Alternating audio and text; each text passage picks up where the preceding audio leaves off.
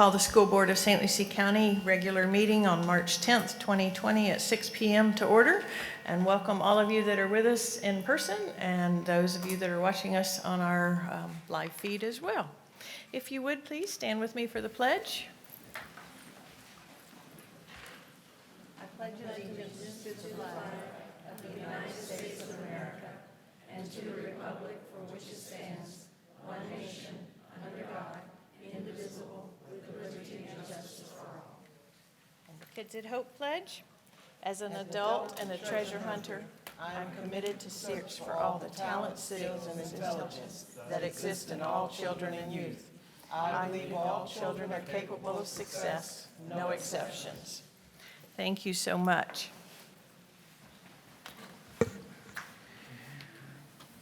We do have a public hearing tonight, so at this point I will open the public hearing, and if there's anyone here that wishes to address the amendments to School Board Policy 3.90, I would welcome you to the podium now. Okay. Seeing none, board members, I would ask for a motion to continue this to our April 14th meeting at 6 p.m., at which time we will receive the superintendent's recommendation. So moved. Okay. Second. Any conversation? All in favor? Aye. Motion carries 5-0. Thank you so much. And Mr. Superintendent, we will move to you for special orders of business. Thank you, Madam Chair. We will, Dr. Helen Wild will be filling in tonight for Lydia, and so I'm going to turn the program over to her, and we'll do some special recognitions. Good evening, Madam Chair, board members, Superintendent Gent. I am honored tonight to recognize one of our special students. I'd like to ask Callie Zhang, a senior at Lincoln Park Academy, to come up and be recognized. She has been named as a finalist for the 2020 National Merit Scholarship Program. She was selected from a group of 16,000 semifinalists nationwide. And I'd like to ask her principal, Henry Santabria, to come up.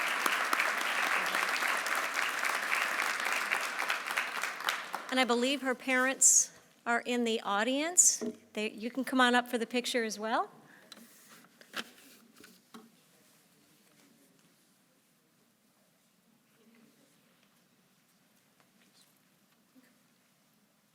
Hold on, Charles. Her parents are coming up.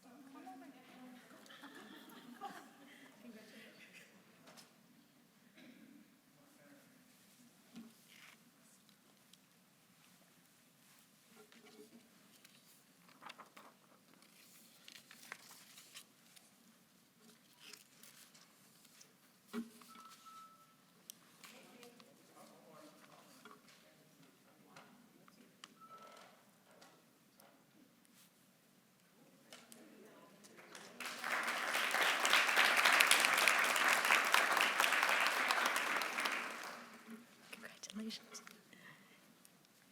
Okay, at this time, I'd like to ask the esteemed Dr. Kevin Perry to come up in honor of Arts Education Month. Madam Chair, School Board Member, Superintendent Gent, St. Lucie Public Schools has a rich and storied history of supporting the arts. In doing so, we usually bring the Music in Our Schools Month proclamation at this time. But the month of March is being celebrated as Arts in Our Schools Month. It is music, art, dance, and drama, and its intent is to recognize the importance of arts education to the curriculum in our schools and to providing access to a quality arts education for all students. It is also to ensure that America's students have access to a comprehensive, sequential arts education taught by highly qualified educators. Arts Education Month is the perfect time to celebrate the creative endeavors taking place in our schools and to show how the arts are making a difference in education. At this time, I'd like to introduce and welcome to the podium a graduate of Westwood High School where she participated in band, math coach and math teacher at Alabama Flats K-8 and St. Lucie Public Schools Teacher of the Year, Melissa Nelson, to present our proclamation.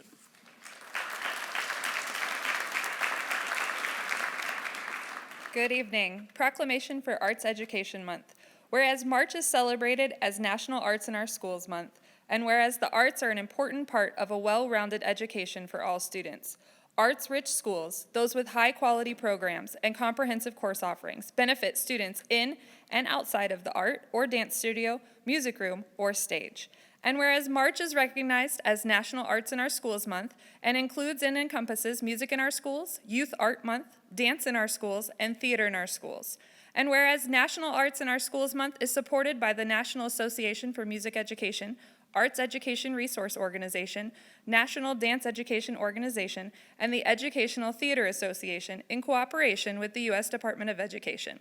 And whereas March is packed with great reasons to focus on arts education in our schools and bring attention to the importance of providing access to quality arts education for all students, regardless of zip code. And whereas National Arts in Our Schools Month recognizes the fact that all children deserve arts-rich schools. And whereas, like all academic areas, students of the arts are successful because of teachers who are highly skilled, knowledgeable of developments in their field, and motivated. And whereas arts-rich schools benefit everyone, research increasingly shows that arts education heightens engagement for all students and can increase motivation, persistence for those most at risk of failing or dropping out of school. And whereas learning in the arts also uniquely equips students with the skills and creativity and divergent thinking, as well as problem solving and teamwork that they need to be in college and career ready. And whereas National Arts Education Month ensures that communities are aware of what they can do to help achieve the goal of arts-rich schools for all students. And whereas all citizens are urged to take advantage of National Arts in Our Schools Month to learn more about arts education and to show their support for all music, art, dance, and theater programs. In testimony whereof, the chairman of the School Board of St. Lucie County and the superintendent of schools have hereunto subscribed their names in the city of Fort Pierce, Florida on this 10th day of March 2020. Thank you.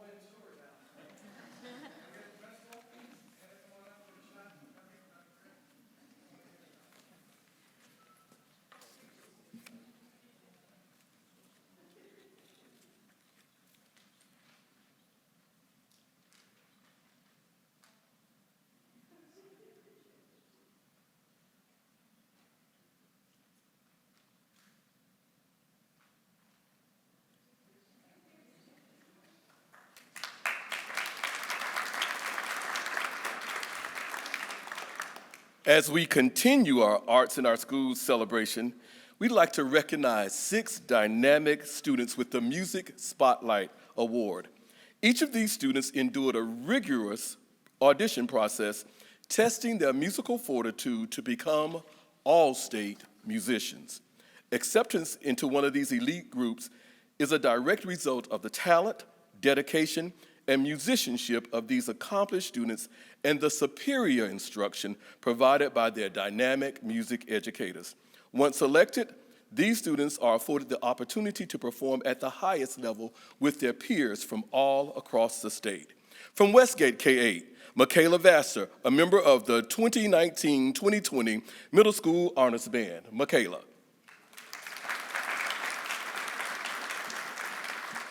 From the superior-rated Treasure Coast High School Band in the All-State High School Honor Band, Gabriel Gonzalez. From St. Lucie West Centennial High School, Anna Reyes, the High School Honor Band. And from Lincoln Park Academy, Alexis Benton Gannon, who was a member of the All-State Treble Chorus. And from Fort Pierce Central High School, Kristen Estadas, who is a member of the High School Honor Band. Skylar Mobley, who's a student at Fort Pierce Westwood High School, was a member of the Women's Chorus, but she's at MPAs right now, currently waiting on their superior rating. I'm claiming it at this time. And I want to ask their music teachers, if you're here, if you would please join them as well. Madam Chair, Mr. Gent, while those teachers are coming up, I'd like to add that Arts in Our Schools Month is the perfect time to demonstrate the value of arts education and to witness and recognize the power of learning in the arts. In addition, We'd like to thank our dynamic school board, but most of all, our community members for supporting arts and arts education. If we have any parents in the audience, would you please stand and be recognized also?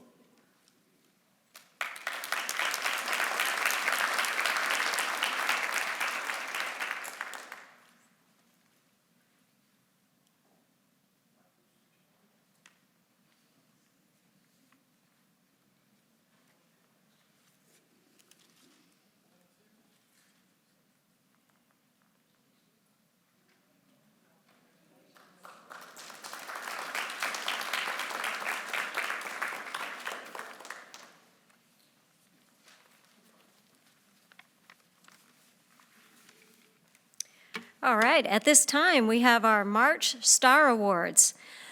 First, we would like to bring up Angela Marino from Student Assignment. She was nominated by parent Evelyn Rojas. The parent stated that Ms. Marino provided excellent customer service and a knowledgeable explanation during her son's application process. Furthermore, she says that Ms. Marino is an excellent asset to St. Lucie Public Schools.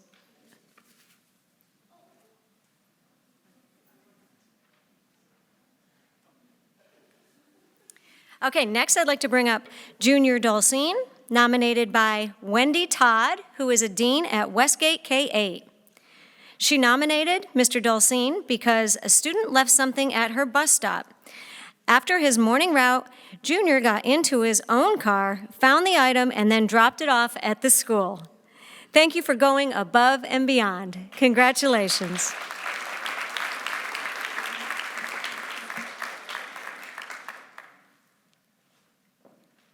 And next, we'd like to honor David Charles, nominated by band director at Treasure Coast High School, Luke Hall.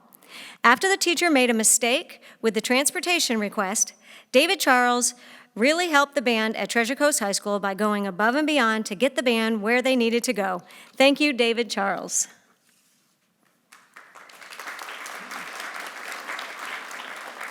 That's it. All right, that's it. Yep, now we're into this. Okay, it's off.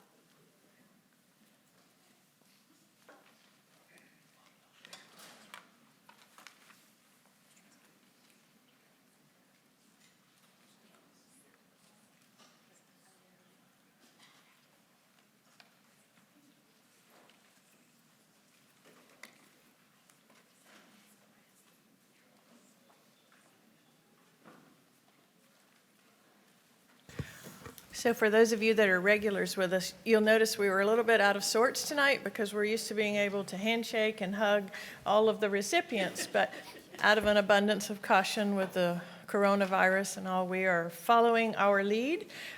It was tough, so all of you that received awards, please consider yourselves air hugged, air shaked, because we are extremely proud of all of you, but again, want to be safe for all of us.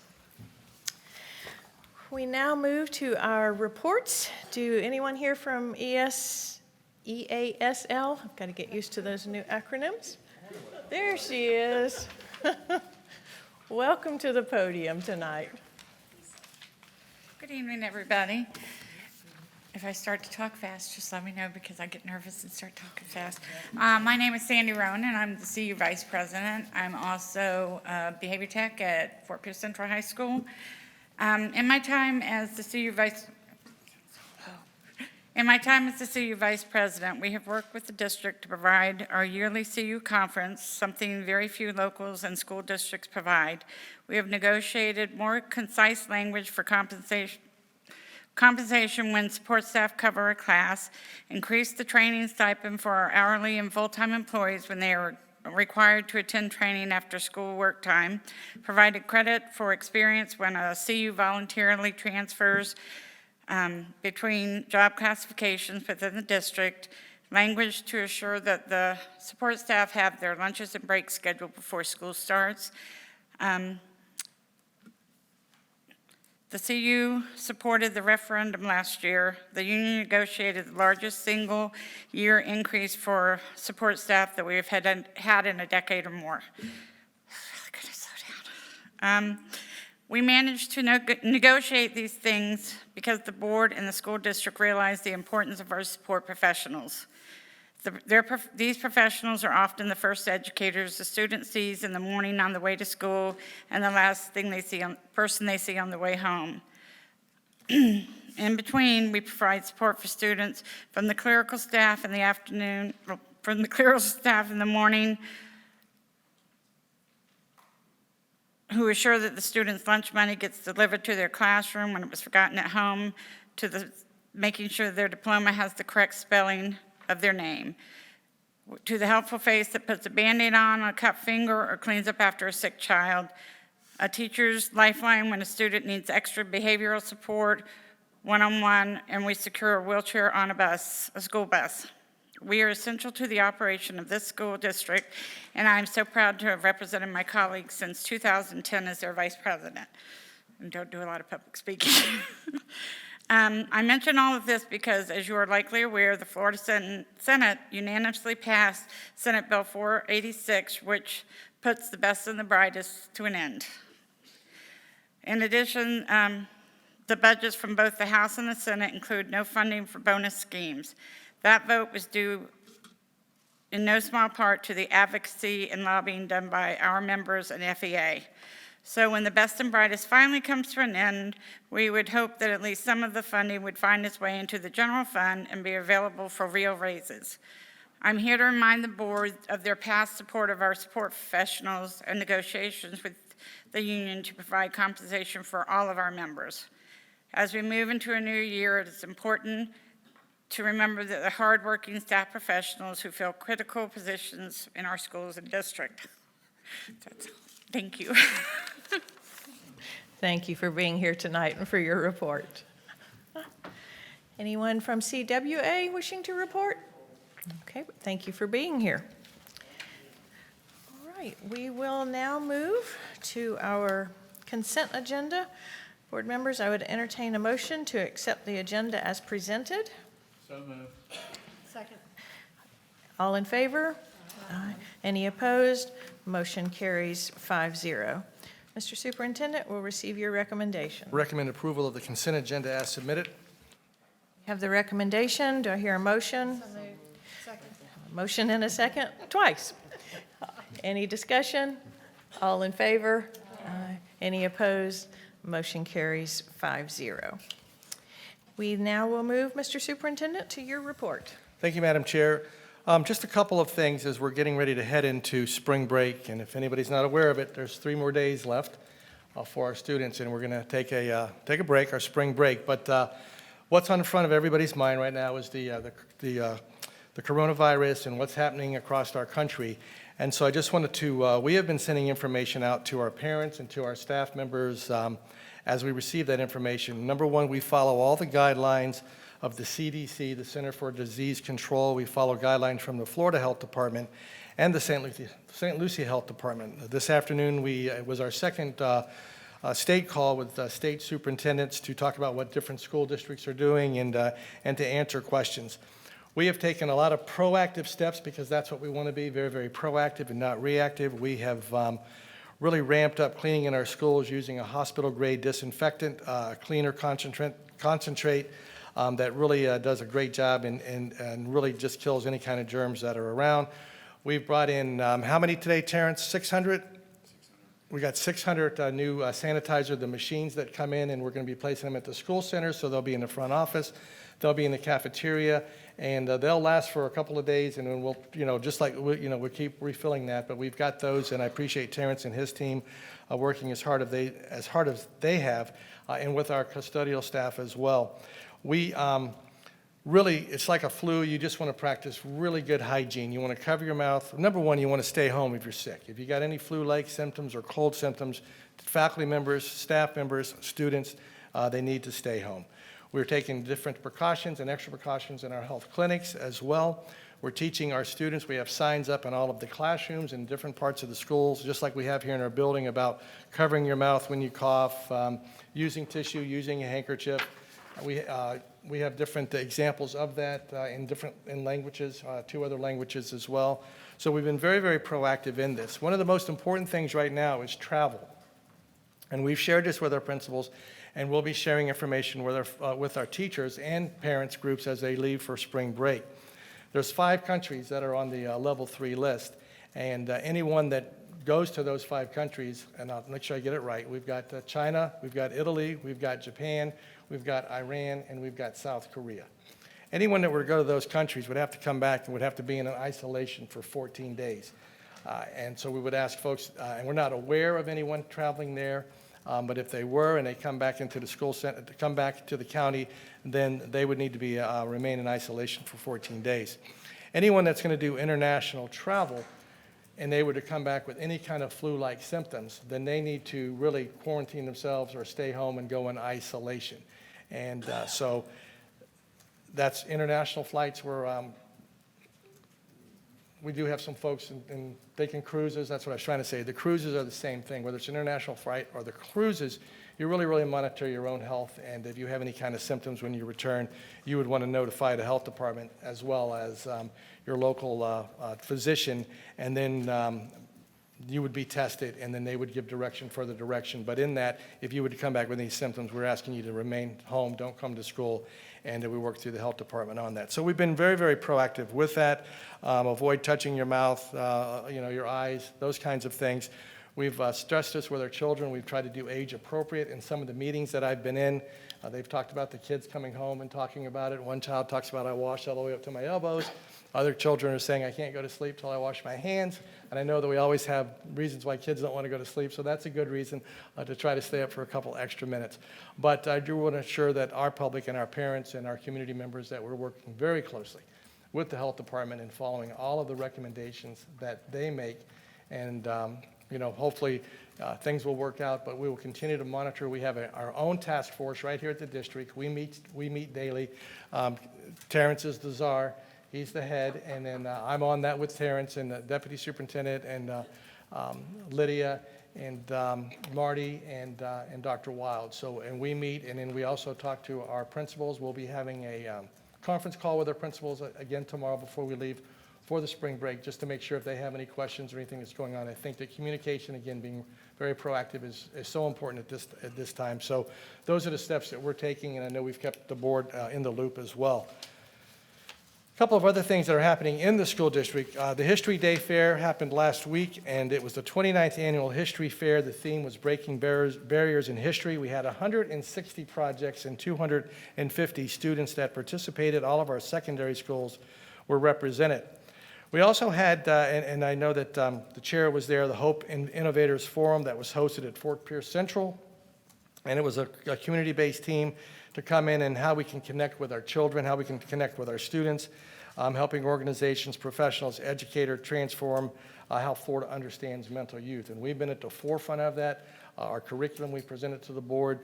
Bill Tomlinson and his team have done a remarkable job as well. And so we were able really, the first session was talking to students, and they were talking to Chancellor Hall, the Chancellor for Innovation, and some folks from the Department of Education were here. They were very impressed with our students, and then they spoke to the adults, and we had some conversations about some of the great things that were going on in the county and the collaborations that we have.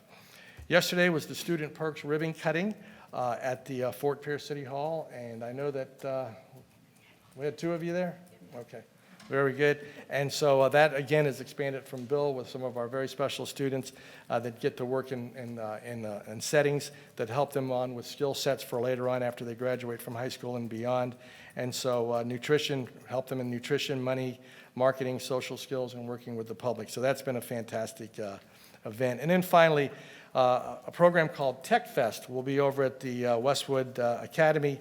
That'll be on March 12th. That'll be Thursday from 7:30 to 1:30. This is created by Full Sail University, and it allows students to get hands-on experience with technology, including virtual and augmented reality, 2D, 3D animation, gaming, 3D printing, cybersecurity, mobile applications. Many of the board members were over there before.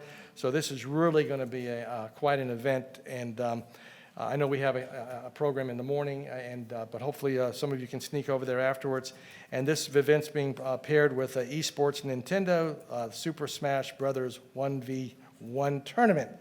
Winners of the tournament will be invited to the Florida High School Senior Super Smash Brothers tournament taking place in April on Full Sail's campus in Winter Park, Florida. And as I stated before, we wish everybody a happy spring break, want everyone to stay safe, and we'll continue to keep our community informed. Thank you. Thank you, Mr. Superintendent. Mr. Harrell, any report? Thank you. We'll move then to our school board member reports. Ms. Hensley, would you like to begin tonight? Yes, ma'am, thank you. Children's Services Council is its 30 years of operation, so we are planning a special event to recognize the 30 years of actually changing the lives of children in St. Lucie County, and we will have the charts to show how the benchmark has been reset, and that the trend data is very, very positive for what's happening in St. Lucie County for children and for their families.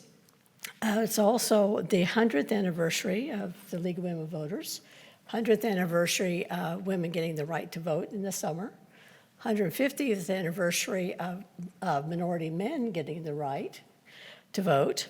So those will all be separate celebrations.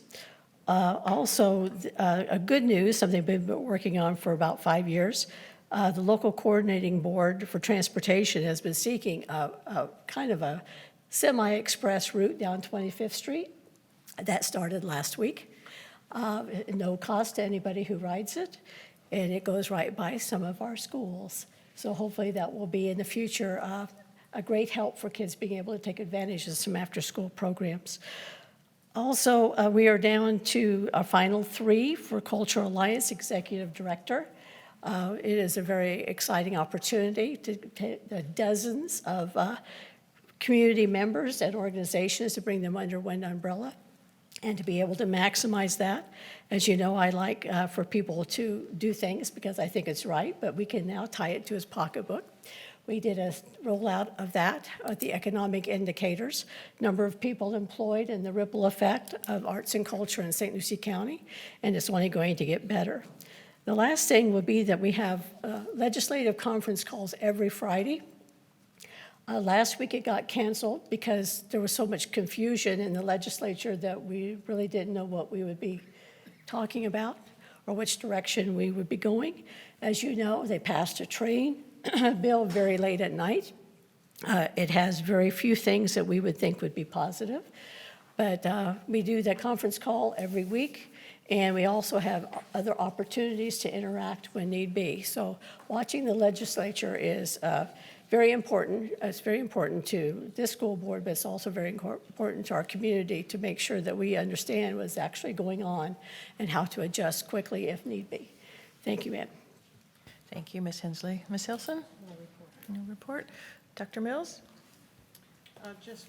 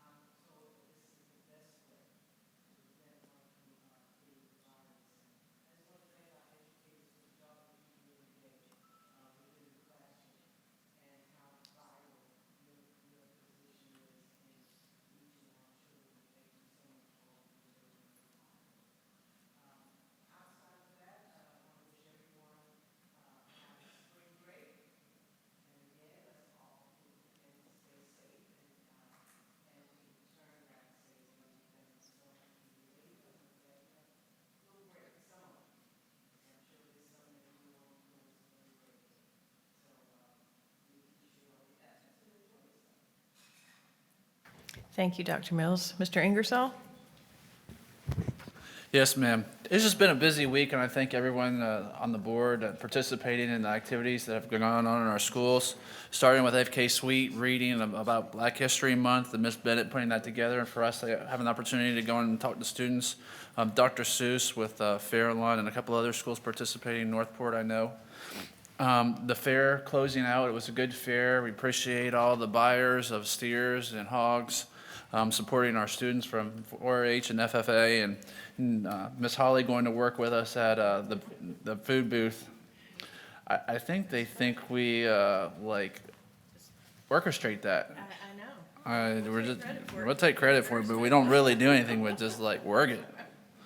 But yeah, value board adjustment wraps up this week, so all of our homeowners have been heard, and our great property appraiser, Michelle Franklin, has done a great job this year, again, as she normally does, and has done everything in her power to make sure that all the citizens of St. Lucie County have been heard, along with the board. And thank you for Ralph Jensen, our appointee. I've been at Lakewood Park with the SAC team and their challenges with their students and seeing the growth that their students are having. And I say that because testing is just a few weeks away. So don't get complacent. Let our students get some sleep, rest up, and do well. Thank you. Thank you, Mr. Ingersoll. Also, talking about the fair, I want to thank all of our schools for participating in the displays. They were really fantastic and always draw a lot of attention for spectators going through and having something wonderful to look at and to see. And just a reminder, we got the notice today that all of the 2020 census material will be coming to you all this week. So please, please, please remember to fill it out, be accurate with it. Don't throw it away thinking it's meaningless, because so much funding and seats and so many things are dependent upon an accurate census. So be careful and watch for that in your mailboxes this week. Maybe one of the few things that still comes in the mailbox, but it's going to be there this week, and it's really important for you to respond to. And again, just to echo that, I hope you all have a fabulous, fabulous spring break. Even those of us that still work, the pace will be a little bit slower, and we will appreciate that. And be rest assured that we will still be in communication with all with any health and safety updates. So have a great and blessed evening.